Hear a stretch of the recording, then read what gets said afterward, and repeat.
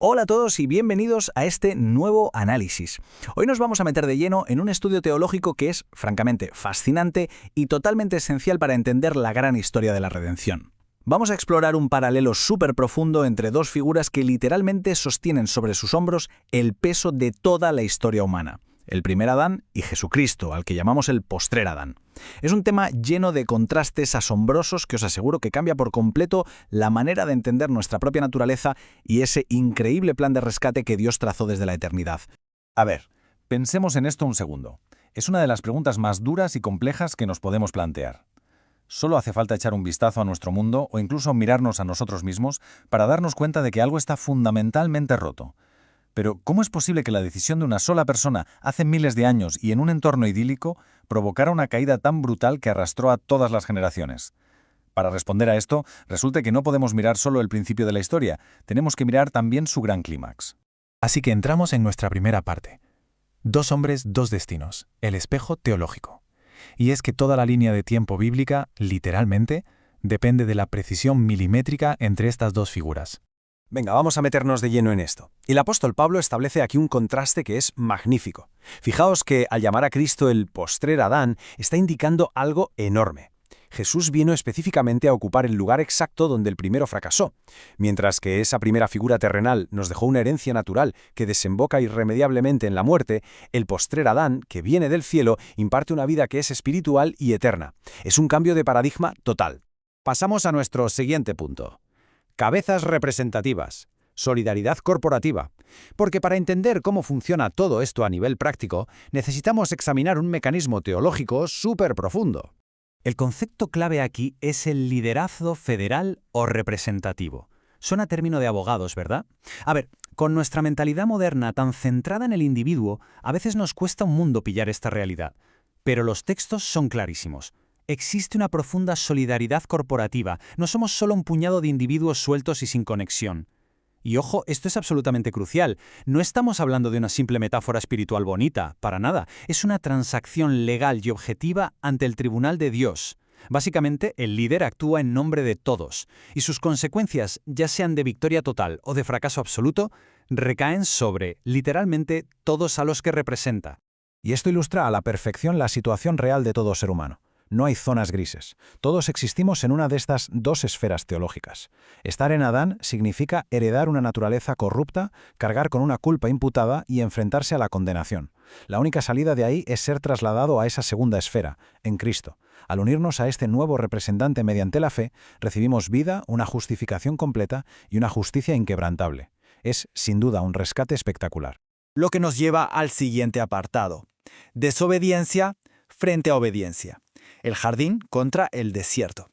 Ahora, lo verdaderamente fascinante de este contraste es lo dinámico que resulta. Los escenarios no podrían ser más opuestos y nos muestran hasta qué punto la redención supera aquel fracaso original. El primer hombre se enfrentó a la tentación en las condiciones más ideales que podamos imaginar, el mismísimo jardín del Edén. Estaba bien alimentado, en un entorno perfecto, en comunión total con el Creador, y aún así cedió al primer intento. Por el contrario, ¿qué pasó con el postrer Adán? Fue llevado al inhóspito desierto de Judea.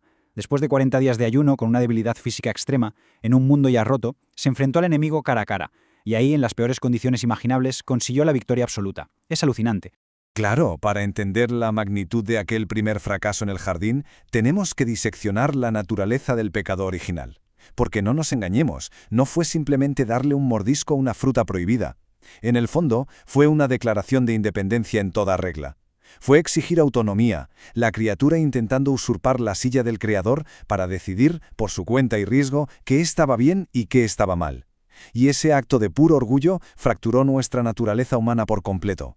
Y precisamente por la gravedad de ese orgullo destructivo, la victoria de Cristo tuvo que forjarse desde la más absoluta humildad. Totalmente al revés de esa exigencia de autonomía en el jardín, la obra del Mesías fue una sumisión perfecta a la voluntad del Padre. Él descendió, tomó forma de siervo y fue obediente hasta las últimas consecuencias, incluso hasta la muerte en una cruz. Esa obediencia activa revirtió el orgullo, satisfaciendo de golpe cada demanda positiva de la ley que habíamos quebrantado. Llegamos ahora a uno de los conceptos más profundos, la doble imputación, el intercambio forense. Entonces, ¿cómo se transfiere legalmente esta victoria tan increíble a nosotros? ¿Cómo nos rescata la obediencia de un hombre hace 2000 años de la ruina de nuestro primer representante? Pues la respuesta está en una palabra que explica todo el misterio de nuestra salvación: imputación. Suena a término de contabilidad legal, ¿verdad? Y lo es. Significa acreditar algo a la cuenta de alguien. Igual que cuando te perdonan una deuda y desaparecen los números rojos del banco, la imputación ante el tribunal divino permite que el estado legal de una persona se adjudique a la cuenta de otra. Vamos a ver cómo se desarrolla y se construye todo esto, porque la mecánica del doble intercambio es deslumbrante. Fijaos bien, primero partimos del hecho de que la culpa original de Adán se imputó a nuestra cuenta. Estábamos en números rojos. Pero en la cruz, el peso aplastante de todos nuestros pecados fue trasladado y acreditado legalmente a la cuenta de Cristo. Él asume la condena. Y aquí viene el clímax. Cristo no solo nos deja la cuenta a cero borrando la penalidad, sino que coge su propio récord de obediencia perfecta y lo transfiere a la cuenta de los redimidos. Una doble transferencia espectacular. Este texto de la segunda carta a los Corintios es la piedra angular de todo esto. Y hay que subrayar algo fundamental. Esto no es una especie de ficción legal o un truquito contable sin valor. Para nada. Este intercambio se basa en acciones históricas y reales de ambas figuras. El Padre trató a Cristo exactamente como si hubiera vivido nuestra vida de rebelión. ¿Para qué? Para que todos los que estamos bajo su representación podamos ser tratados como si hubiéramos vivido su vida de perfecta obediencia. Lo que nos lleva a nuestro último bloque: restauración del propósito original, reclamando el trono. Llegados a este punto, al comprender la inmensidad de este perdón, es natural preguntarse, bueno, ¿y hacia dónde nos lleva todo esto? Porque la redención no va solo de limpiar nuestro historial penal, tiene un propósito muchísimo más elevado.